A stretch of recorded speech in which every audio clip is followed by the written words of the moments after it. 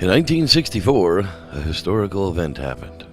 No, I don't have my dates wrong. I'm not talking about the Bigfoot caught on film quite yet. This event was the setup for everything else that happened afterwards. But let's start at the beginning, where we belong. Jerry Crew, a heavy equipment operator, was working on a bridge on the 12N logging road system, and he discovered the prints of a large animal left in the soft crushed granite sand from the plowing of the roads. It was all deemed a hoax, but some people still believed that the animal was real. The Forest Service ignored the signs, as no animal made such tracks, so they had no reason to investigate, and the mystery continued. Quite a few sightings happened around the Bluff Creek area, but an amazing once-in-a-lifetime event was about to change everything. In 1964, a massive flood hit the Bluff Creek area, washing away many of the debris trees downstream and actually damming the creek. For months, the area actually retained the flowing water and flooded the entire area until something finally had to give. What gave out, you might ask? The mountain, not the creek. Bluff Creek decided it was going to change how it emptied out into the Klamath River and relieve the floodwaters from where the river changed. It was changed forever. Because now the course of the river was actually changed, new animals were moving into the locations where new growth was growing and food sources remained where there had been none before. Then, in 1967, two men set off to document the beast on film, and this was the very footage that they captured.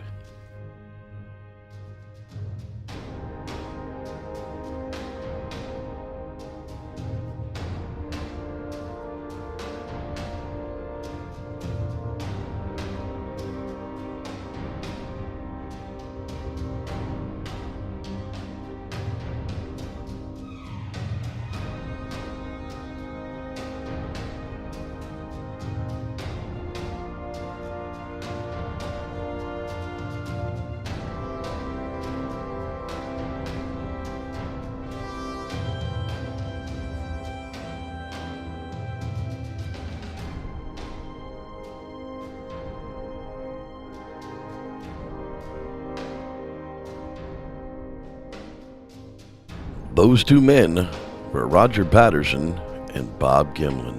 Sadly, through the years, the footage was expected to be a hoax. Time after time, analysis were conducted on the footage, but to no real conclusions. It was either a man in a suit or the elusive creature known as Bigfoot.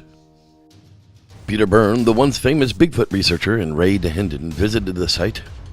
Sadly, over time, the film site grew over and became more and more difficult to find. So much so that Peter Byrne tried to return to the site in the 90s and could not locate it.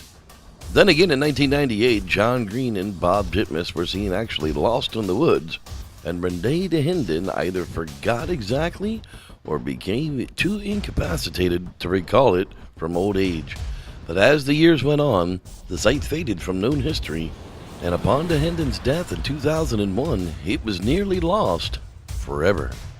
In the late 1990s to 2000s, incorrect location information was posted to the forums online. When GPS became available, all the locations were wrong. Daniel Perez published his booklet with the correct mark on the map, but couldn't actually find the site. He wrote articles with photos and GPS of the wrong location. In 2003, Perez led the group to an incorrect site, which led to publishing his books and web pages with incorrect aerial imagery. In 2001, Stephen Streifert of Bigfoot Books and the Bluff Creek Project member went down there and couldn't for the life of him find the site himself. In 2007 again, Cliff Barackman and James Bobo Fay were aware of the upper area from Daniel Perez's book and Gimlin's feelings from 2003, but no one could actually find the landmarks. Cliff used to show the creek gravel bed and say, well, that must have been the film site, as if it were washed away. In 2009, everything changed. Once again, the Bluff Creek Project was born. By 2010, they had settled on the Upper Sandbar as the probable location, but that was little satisfaction for the group. They wanted to find the artifacts in the exact location that Patterson stood and filmed the creature. In 2011, the site was finally located and mathematically proven by the artifacts by the group's geologist, Jamie. Now that you have an idea of just why this project exists, let's clear up the timeline just a bit. Initially, it started out as the Bluff Creek Film Site project. In 2009, some of the local members near the site decided to investigate the film site location. That was when the Great Confusion was discovered. The team had settled on the upper sandbar as the starting point, but it was Stephen that actually found and proposed the Big Tree location, and it was then decided by the team that the survey would be completed. Team members Robert, Rowdy, and Stephen took the massive time to complete the full site survey on the location, while ghost member Ian had moved from the area. That map and the 1972 Renee DeHinden photo were the basis for the math whiz Jamie to work his magic and find all the angles to make the site 100% accurate to date. The Bluff Creek Project is an open-source volunteer project initially formed to locate the original Patterson Gimlin Bigfoot film site. It consists of several project contributors who volunteered their time and gas money to complete the mountainous field work needed to confirm the site's location.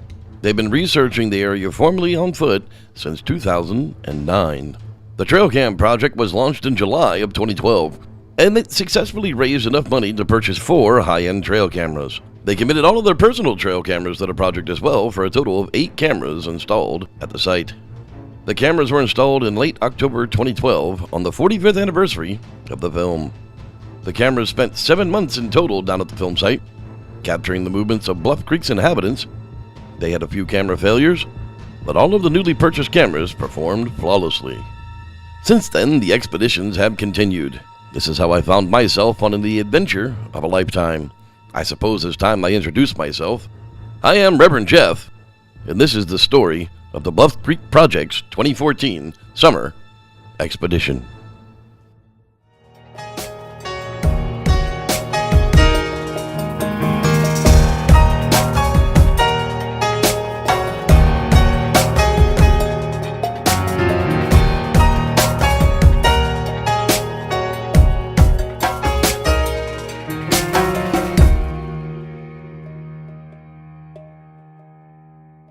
Louse Camp. That was the start of our expedition. The once famous lodgings of the great investigators of old like John Green, Renee DeHinden, Grover Krantz, Bob Gimlin, and Roger Patterson. Even up until today, the camp is active with campers for most of the open season, if you're brave enough to get there, that is. Hi, I'm Reverend Jeff, and we're here at Louse Camp. Over the next few days, we're going to be doing a large Bigfoot expedition down into the Patterson Gimlin Film Site, where they filmed the Sasquatch creature just down the creek from here. We're going to take the long hike, 1.5 miles through rugged territory from the top to the bottom down to the film location, and give you as much information as possible from down inside the creek itself.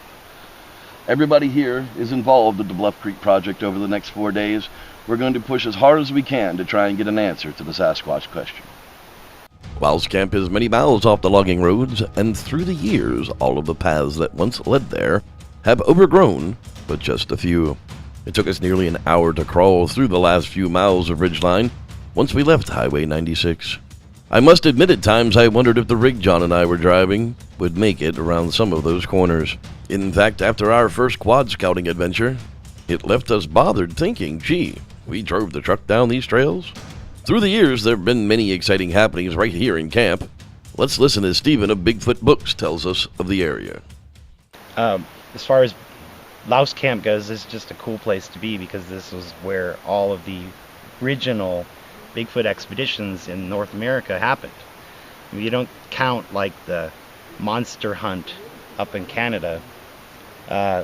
This was the place where Tom Slick, Peter Byrne, John Green, Renee DeHinden, all those guys came, and this was the Pacific Northwest expedition in 1959. So that the spirit of Bigfooting is here as much as it is the presence of possibly a Bigfoot, you know. That's what I like about it the most. It's great to be here with a bunch of people, like we're the next generation or the one after the next generation doing Bigfooting, and I appreciate that.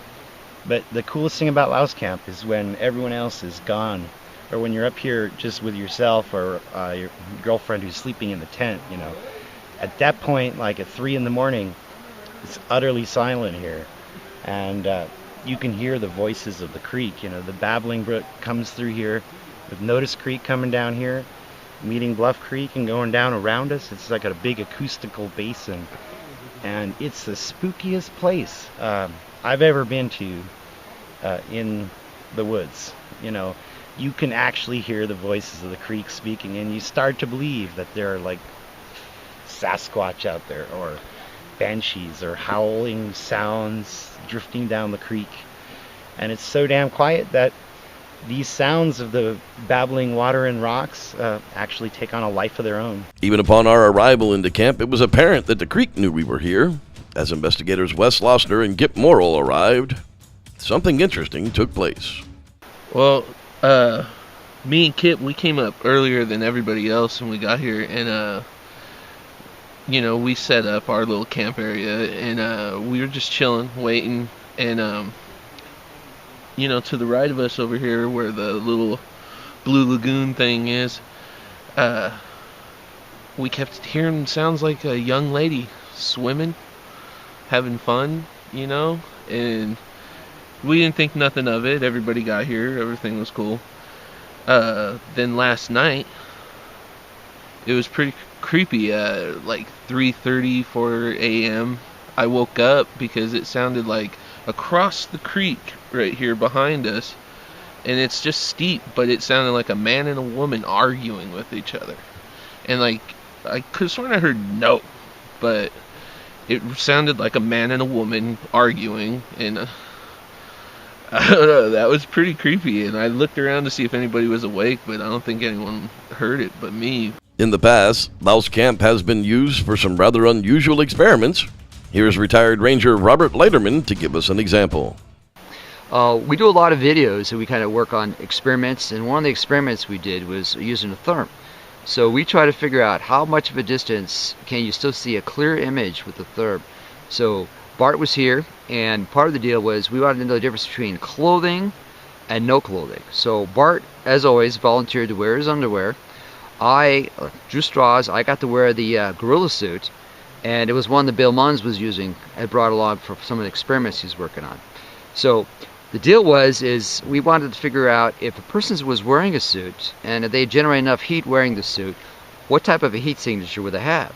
So I got to wear the suit, so I had to jog in place for 30 minutes just to get the heat up, to get a nice glowing thing, and then we measured distances from the far end of the campground back this way, and of course I glowed pretty good. So the deal was that the suit retained a lot of heat, and it would show up brighter, versus the suit would not show up as a warm subject, but it did, and that was our experiment. That was a lot of fun. But Bart got to wear his underwear again, and he appreciated that.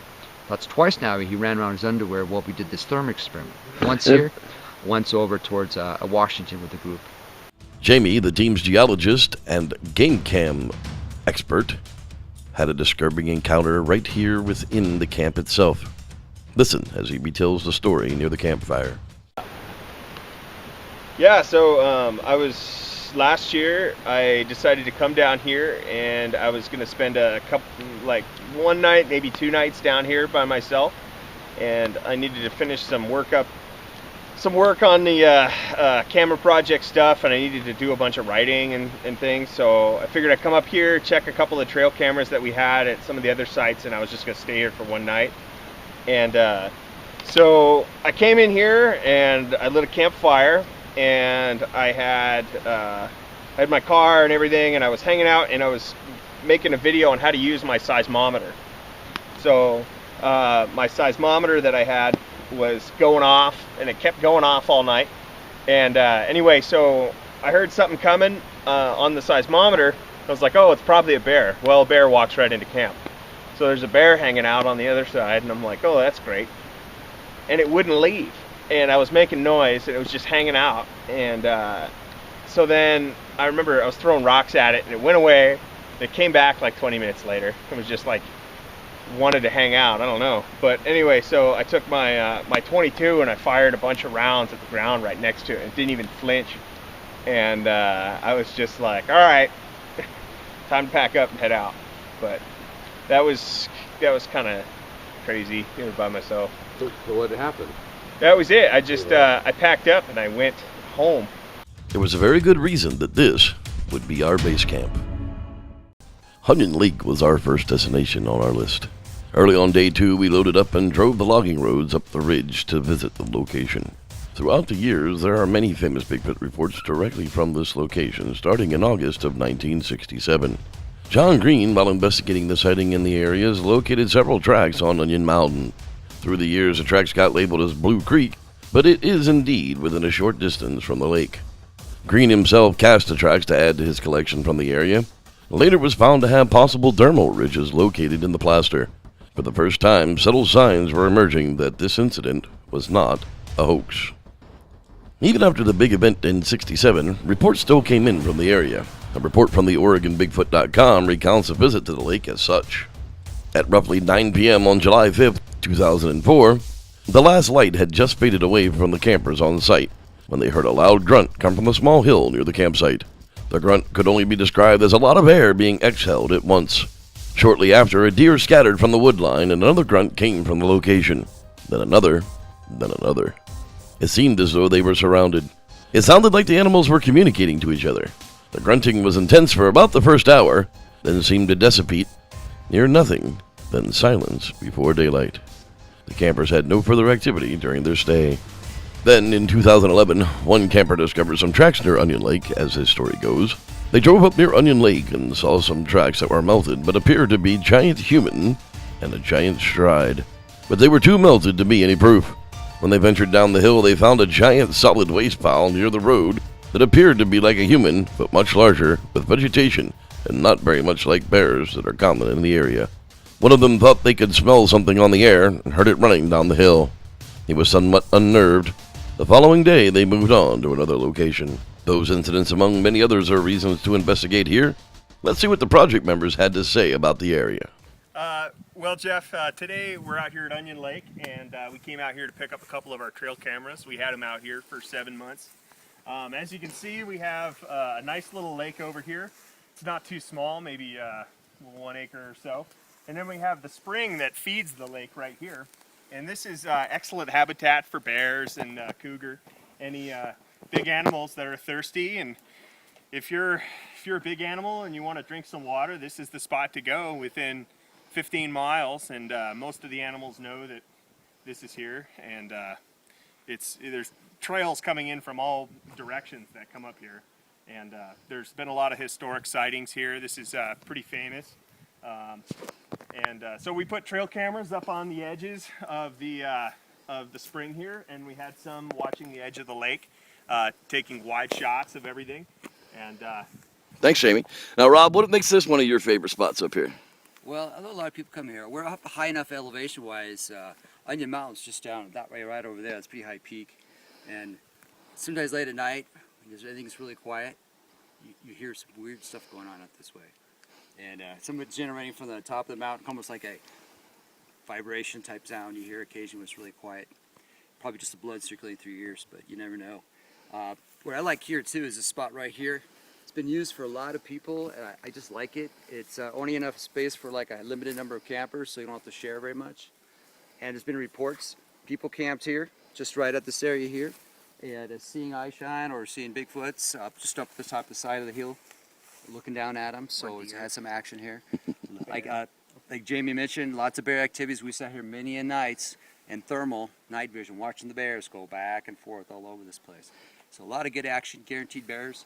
A lot of sign for it. Pretty, nice flowers. Excellent. Good place to go. Thanks, Rob. I appreciate that. Now, what about you, Stephen? What brings you out here to Onion Lake? Do you think this is one of the squatchiest places we've got, or what? Well, there is water. There's food here. There's frogs and fish in the lake. So, I mean, like we've already said this, this is a perfectly good marshy meadow. The bears come down through there all the time. A lot of people report Sasquatch activity up here, but they're not sightings, They're quite often just deer and bear creeping around. But, if there are Sasquatch up here, they're going to come to the same spots for the same reasons. Excellent. It's just a pretty area. We're up here in the summit, the Onion Mountain and Blue Creek Mountain, where these tracks were found in 1967. So if you believe those were real, then, this is an active spot for Bigfoot.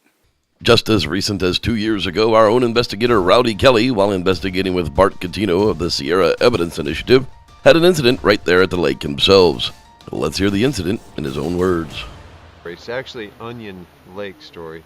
I think it was at 11:30 to 12 o'clock at night. We're driving from Louse Camp all the way up to Onion on a night investigation. I'm in the lead truck. We have 3 trucks total, 2 behind us. Bart and I are in the first vehicle. We pull into Onion. We're the first ones in. We get out. As we get out, we hear it right in the middle of a call. It's already going off, a huge call. It sounded just like Bobo. Bobo wasn't anywhere around. Nobody was up here that we knew of. And this call was like informing the neighborhood that there's 3 vehicles pulling into Onion Lake. So nobody else hears it because they're all pulling in. Bart and I get out and we're like, oh my God, we don't have our recorders going. We just heard this call. Everybody gets out. We're like, yeah, it sounded like it was back over here, bouncing off of that mountain. Anyway, we sit around for a little while. We decide to walk down this other side that we kind of heard. We thought where the sound came from. So Bart and I walk down this old road that's been bermed off. And about halfway down this road, maybe 150 yards, we just get this big subsonic or sound like a 50-pound or a 40-pound rock was thrown on the ground right next to us. Stopped both of us in our tracks, and that's pretty much all that happened that night. He had a therm. He thermed all around. Super quiet night. The rest of the night, I had a sound recorder. That sound was so low it didn't come out on my recorder, on an Olympus sound recorder. I went back. I have the whole incident on tape or on digital recorder. You can hear Bart and I go, "What was that? What was that?" But you can't hear it on the recorder itself. You know, either something fell out of the sky or a rock hit the ground. You know, typically I would think if a rock was thrown and hit the ground, you'd hear it thump twice. Day 3 brought us to the goal at hand, a trip to the Patterson Gimlin Film Site. Just what we had all been waiting for. One might think that you might just jump into that type of hike and head to the destination right out, but you'd be wrong. The easy access to the film site has long since been overgrown, and all that remains is a very steep and treacherous 1.5-mile hike from where the road used to be to the creek bottom. I'd love to show you video or even pictures from the hike, but honestly, it wasn't conducive to my good health to try and hike and film. It was that difficult. Passing along gulches from where bridges once stood, and descending a billy goat ridge walk to reach the creek itself, one must really be determined to reach the film site to take on such a difficult destination. But our group was that set on reaching our goal that little over an hour later, and a face-down fall in the creek by yours truly, we finally arrived. Following the path of Roger and Bob took that day, the film site was revealed to us in much the same way. Once we arrived at the location and began to inspect the cameras, Jamie, the group's geologist and camera specialist, notices something strange about the first camera inspection. The camera was pretty secure, and something came along and looks like it tilted it. This was all level, and this has a lag bolt. There we go. So you see, something came along and was smashing at it, which is interesting. It's still operational, so we probably got the whole thing on video. And then it ripped through my power cable. So I'm looking for any signs of what might have done it, and it looks like I got some right here. There's hair stuck to the corners of my camera lens here, actually. Let me, I have a little thing. I can look at it in my lab at school. Since I'm not doing DNA, I'm just going to do morphology. I don't mind taking this with me. You can look at it under a microscope and vet it long before it ever would go out for DNA analysis. Yeah, I think, I don't know if I got it in there. Yeah, it's in there. Let me see if there's anything else. It could have been my hair, you know, when I said it, but... Yeah, here is another one. I didn't pick it. I know. I picked up. That looks like a bear hair to me. It's short and it's very curly. And that was stuck. This one was stuck in the spider web. Again, probably just a bear. After walking the film site and locating 2 more cameras, the team comes to the conclusion that the final camera has gone missing. The only camera without a bear box, as the project just couldn't afford it this round, and unfortunately either a bear has devoured it or someone found it and relocated it without the team's knowledge. When we came down here in the fall, we set all the cameras up, and we put all the cameras in bear boxes except for one camera that we didn't have a bear box for, and now we don't have that camera anymore. So Chances are a bear ate it. something grabbed it and ripped it off, and then the lower camera down there, something was smashing on it. So I don't know. I mean, it's totally possible it's now, you know, some Bigfoot chew toy or something maybe. I don't know. Shortly after the gravity of the situation sank in that we were sitting upon the famous log seen in frame 352 of the PG film, it was time to take a tour of the site by the team's historian, Stephen. And we're here with Stephen of the Bluff Creek Project in front of where Patty walked himself. He's going to explain what these flags are along the walkway. Why don't you tell us about it, Stephen? Well, what you see there in the center is center of our grid map. Behind that tree, those orange flags and stuff. That was the center between the first sighting spot and the big trees in the back over here. And where Patterson was standing was down there where Jamie is, basically off the edge of that sandbar. Bill Munns identified the spot where he was standing when he got frame 352. Now Patty was walking right over here past John, where those pink flags and stuff are, right through there. That's probably somewhere in there where 352 was. If you look at the film, in that famous photograph, that one frame, you'll start seeing stumps. Now those stumps are still here. These are all stumps that were cut after the big 1964 flood that built this sandbar. These you can see were in the film, especially this big one right here with the flagging tape on it, the flag. She was right in front of this, and between that and this other tall stump back here, which I'll show you now. If you look through there, this is very easily seen, and it's a pretty unique tall stump. Patty was right in between here, looking back like this, you know, towards Patterson. And behind me and behind these trees here are the famous big trees, the fir, maple, vine maple, that we've identified are the same trees as in the film. If you want to walk, I can show you. This log jam, these piles of old growth logs that were put here by the flood were in the film. They're now just decaying artifacts, but they're in the exact same spots, and we've located all these, mathematically coordinated by Jamie.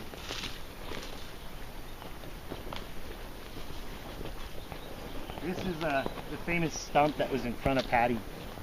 You can see this scar. This is actually evidence in the film in '67, but of course it's rotted out now more.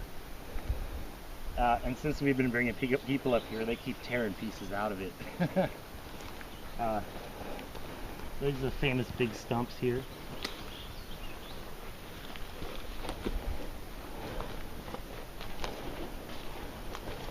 And you can see how hard it was to identify the film site, because when we first were coming in here, this was all overgrown. All these dead trees, just like a thick, you know, brush pile. We've cut down a lot of the dead branches. So you now can actually see the big trees back here.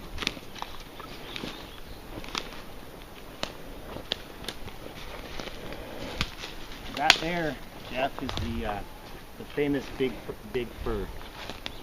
Right there. We even have a bark match on that. You know, it looks identical. Those leafy trees in the front, that's where your red color came from. Those are vine maples with the small leaves, and those turn red in October or November, early November. So that's where your red color came from behind Patty. Next to that is a maple tree That's where your yellow color came from. And then over to the side here, there's several more old firs that we have identified as from the film.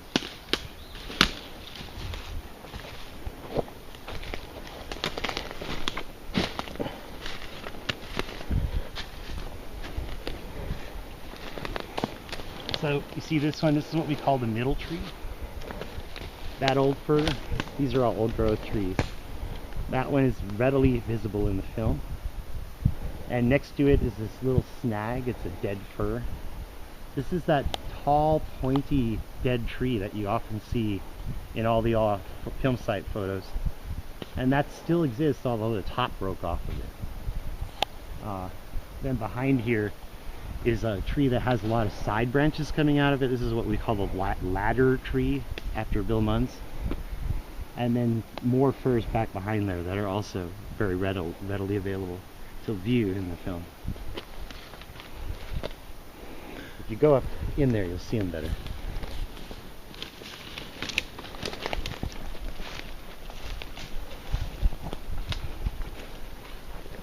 Hard to get this one.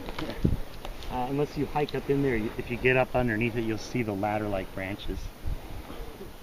Then over here is what Bill Muntz called the laurel and hardy trees, because one's thicker and one's thin.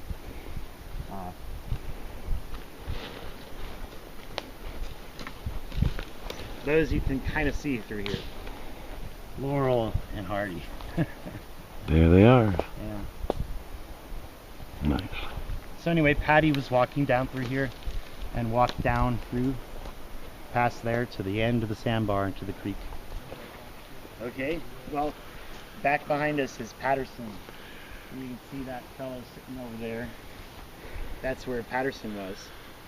The creature is right about here where she does the famous 352, but she's of course facing this way. Patterson catches that through here, which was all open, sandbar, not thrown off the trees. And she starts to move this way, after looking back. She's come along this way in a kind of a slight arc and starts walking this way. And those big trees that you just saw are behind us here now.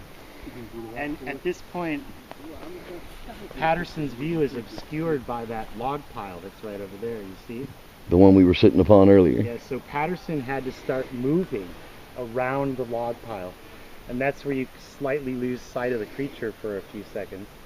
And it's moving in between these alder trees right here. But meanwhile, Patterson's moving the camera and she's walking off this way.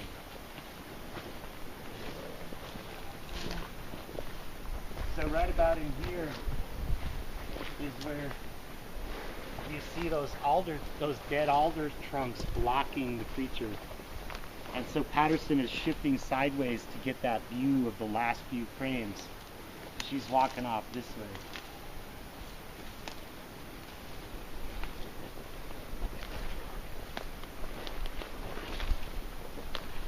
And at that point, you can see those last few frames, you can see these stumps right here on either side of her.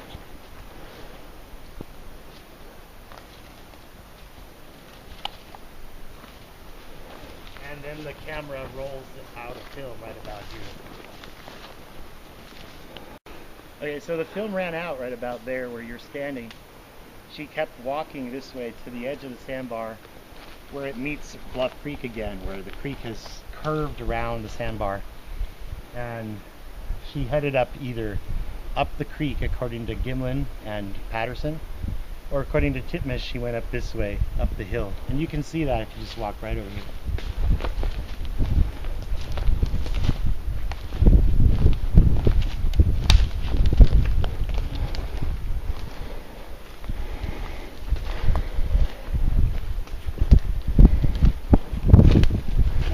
There was probably a lot more sand in those days, and these trees wouldn't have been here. She probably went down through here. Either went up the creek here, or up into that hill.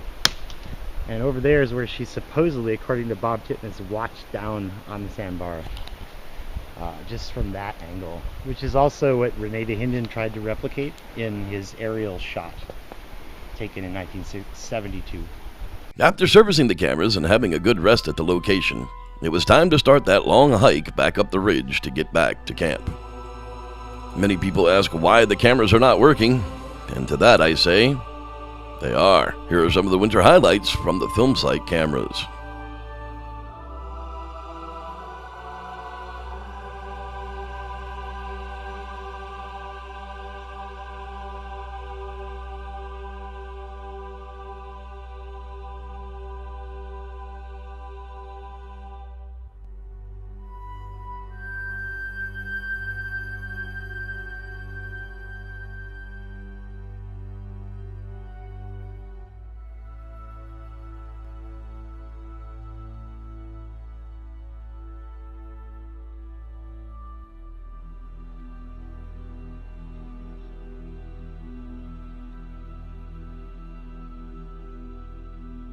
Simple fact is, the forest is so vast here, we just don't have enough cameras running on the location yet. On the final day's investigation, it led us to Twin and Mosquito Lakes. The now famous James Bobo Fay is known to have an encounter here at the location. While doing a night investigation at the larger of the Twin Lakes campsite, what is considered to be a juvenile Sasquatch approached the site while creeping through the very shallow lake. The encounter only lasted as little as a minute in the location such as this. Every second can feel like an eternity. Team member Rowdy Kelley was on site to redeploy the cameras at the location. Wes, Rowdy, John, and I then moved over to the second of the two Twin Lakes. This one has far more difficulty getting into and has far less humans and visitors. You can't even get to see it from the trail. Upon arrival to the second lake, Rowdy notices a curious set of tracks. A deep impression, and we weren't here that long ago. That looks like it's been there a while. As we're up here on the second side of the Twin Lakes, going in to investigate, team member Rowdy Kelley has picked up some markings in the ground that seem to be left by something heavy. Now we don't know, we're still looking at them. Not saying that they're Bigfoot evidence as of yet, but they were just up here not too long ago, and this track didn't exist. And so far, we've found 5 different locational steps. No real detail to them as of yet, but the investigation continues. We hiked further down into the area to find some more curious litters of pine nuts. Some might say that this is normal, but it does seem like a large pile for rodents in the area. We hiked further in to find that the tracks that led back away from the lake as well. For now, it'll have to remain one of those curious finds of the trip, but it will keep us coming back to these locations. Next, we were off to Mosquito Lake for team member Rowdy to capture some quadcopter drone video for the study. Rowdy is an experienced pilot and has been mapping the lower waterways for some time now. With any luck, someday we may understand the vegetative growths and cycles as they apply to Bigfoot activity and sightings. A short ride later, we arrived at the ridgeline overlook. From here, we happened to be between 2 of the other research groups in the area. Here, Wes Lossner communicates with both base camp and Kip and Rob's team on the way back to camp. Rowdy took the time to show us the ridgeline system that would lead us back to the camp, some 18 hard miles by logging roads away. In all, an exciting day with some possible evidence in the tracks. The final night of the investigation, we decided to split up a bit. I did fire watch in camp, while Rowdy and Jamie decided to try a night hike into Lard Meadow Lake, while Wes, Kip, Robert, and John split off into separate ridgelines to try and Sasquatch calls to each other to stir up activity down in the valley. Here's Jamie and Rowdy attempting to get into the lake after dark. Go to the west, maybe? So, this is Rowdy and Jamie. We're walking off the road trying to find our way to a lake, Laird Meadow Lake. And anyway, it's not easy going. Trying to do it at night, it's a little thrill factor. Definitely something we don't suggest to people, because If you haven't walked in a place before during the day, you shouldn't be walking at night. Next is a little footage for some great Bigfooters in Kip Morrill and Rob Leiterman. Let's check out the footage from their epic Sasquatch calls.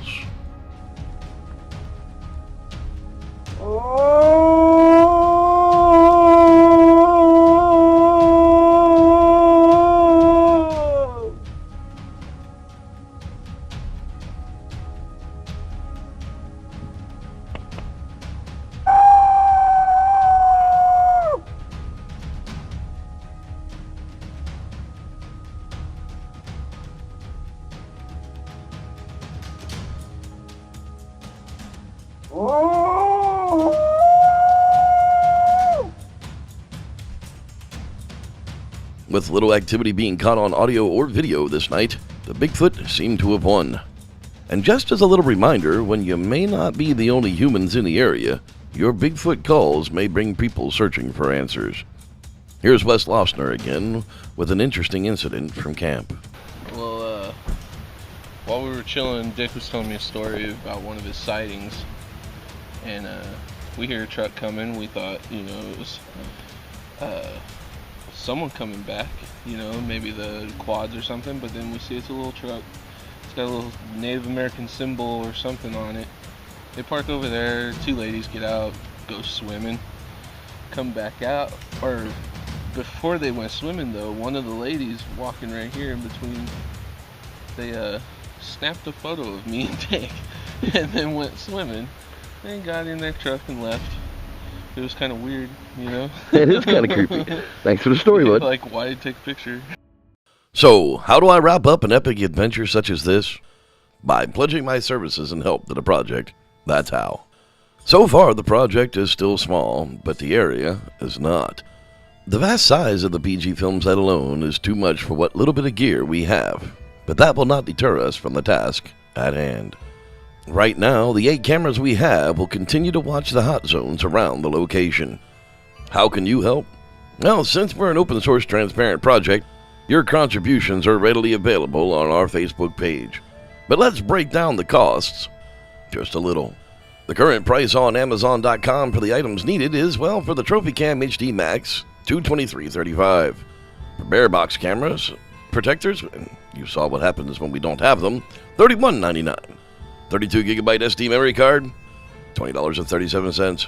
12-pack of Energizer lithium batteries to keep it all going, $22.99. For a grand total of $298.70. So yeah, let's just call that $300. That's how much each one of these trail cams costs to install. Then there's the maintenance cost to service each of the cams. Usually just a new SD card and a 12-pack of battery change for a total of, let's say, $43. The crew of the Bluff Creek Project run an Indiegogo funding campaign right before each service in hopes that the hunters and squatchers in the areas might feel charitable enough to give us a little handout. Yeah, we're begging for cash, but that's okay. I just gave you a whole movie to watch for free. All kidding aside, the project only continues because the project managers reach deep into their pockets to keep it going. But we are definitely in danger. Winter is coming. And we're hoping to get at least 2 more services in before the snow closes us out for the winter. The project members are just tapped out from the last change, and the last of our funding has finally run out. We were able to fund the project for about halfway through the spring donations, but the rest of the supplies came out of project members' pockets, and well, we're all used up. So what can you do? Well, you can donate to the project, of course. A simple $12 donation will go a long way for a 3-month study in one of the cameras. Yep, you'll probably know that you helped the search in Bigfoot at the most famous Sasquatch location on the planet. Each year we've captured large mammals' movements along Bluff Creek, and we hope one day to snap those pictures of yet another migrating Bigfoot through the area. A $50 donation will buy us an SD card and a battery change to help offset the damaged cards we get all the time. From being out in the elements and from the bears trying to chew on them, many of the older cards are just wearing out. What's in it for you? Well, they'll send you a packet with the detailed maps of the Patterson Gimlin Film Site and maps of the forest roads in the area. The maps are made with the ArcGIS and include hillshade topography. These maps are an essential thing for anyone who wants to visit the film site and not get lost. They're also available at Bigfoot Books in Willow Creek. Now for a $100 donation, you get to come squatching with us. That's right. Meet us for a night at Louse Camp and go out on a night ops investigation with the Bluff Creek Project team member. You'll be escorted out to one of the local locations such as Onion Lake, Twin Lakes, or the famous 1958 bridge where the first tracks were found. Bring your camping gear because we'll probably just tell you to stay, but hey, the perk's got to stop somewhere, right? Now for only a $300 donation, you get your very own webcam put up at Bluff Creek. Do you have any idea what that means? Sponsor a whole system install and we'll put your name on it so we know just who's responsible for supplying the camera that catches the next epic event. All contributors at this level will get an invitation to camp with the team at Louse Camp directly on Bluff Creek. You and a guest are welcome to bring along all your own camping gear and supplies and join us for an expedition launched right out of the camp featured in this movie. Stay among the famous sites where the original legends once walked. At $500, the power of the Squatch compels you. Your sponsor a whole camera install and SD card with battery changes for an entire year. Yes, that's right. You get to come camping and squatching with us at Louse Camp and a personal hike down to the PG Film Site. Yes, you'll get to accompany the team down the long hike path to the lower Bluff Creek and hike along the stream to the location. While there, you'll be treated to a tour of the site and actually walk the path with Patty herself. How can one go wrong? So there you have it, folks. Almost like going to church. I told you a really good story, I showed you some really great video, and then I asked for some cash in the bucket. That wasn't so bad, was it? You can find our project at facebook.com/Bluff Creek Project. That's how you can learn how to donate. And I'll leave you with one last interesting interview from Jamie. Thanks for joining me for the summer 2014 Bluff Creek Project Expedition. I'm Reverend Jeff, and may the Squatch be with you. We were camping out here a couple of years ago, and we heard a sound from the tops of the trees coming through here.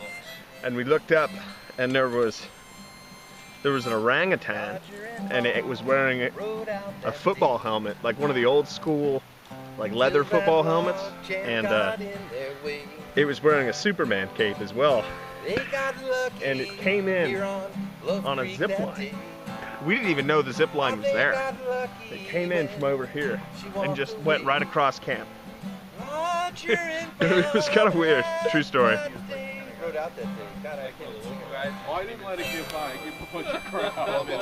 Well, here it is, the final day of the Bluff Creek Project, and we're about to break up and start heading for home, and spirits are still high.